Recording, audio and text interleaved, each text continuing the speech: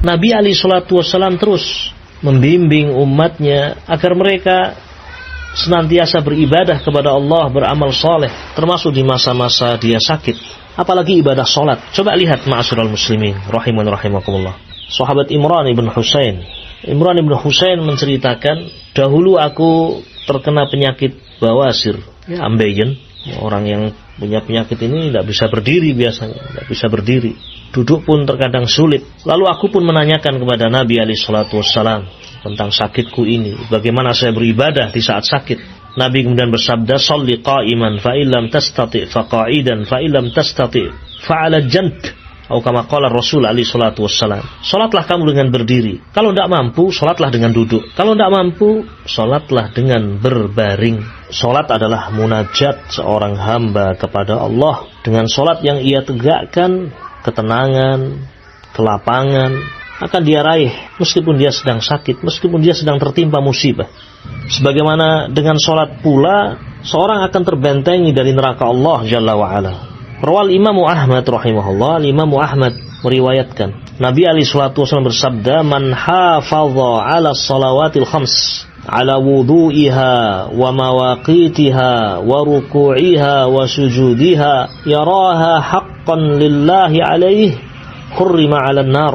Barang siapa menjaga salat 5 waktu, menjaga wudunya, menjaga waktu-waktunya, menjaga rukuknya, sujudnya, dan dia yakin bahwasanya salat adalah hak Allah atasnya, ibadah itu adalah hak Allah atasnya, maka sungguh dia akan diharamkan dari neraka Allah Subhanahu wa taala. Ma'asyiral muslimin rahiman rahimakumullah.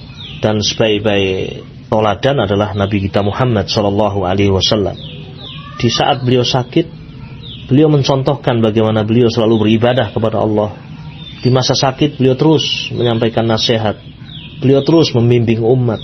Sungguh Nabi alaihi salatu wassalam, hidup beliau penuh dengan keberkahan. Tidak ada satu saat pun yang tersia-sia dalam kehidupan beliau alaihi salatu wassalam.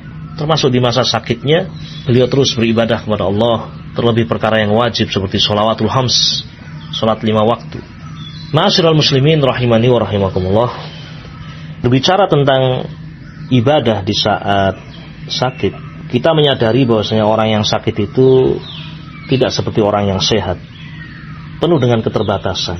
Namun walhamdulillah, syariat ini demikian mudah. Syariat ini banyak memberikan keringanan kepada orang-orang yang sakit dalam hal tata cara ibadah.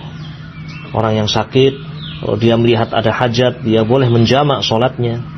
Ketika dia tidak bisa menggunakan air untuk bersuci, dia dibolehkan untuk bertayamum dengan menggunakan tanah yang suci sebagai pengganti wudhu dan juga mandi janabah. Sholat sesuai dengan kemampuannya. Tidak bisa dengan berdiri, dengan duduk. Tidak bisa dengan duduk, dengan berbaring.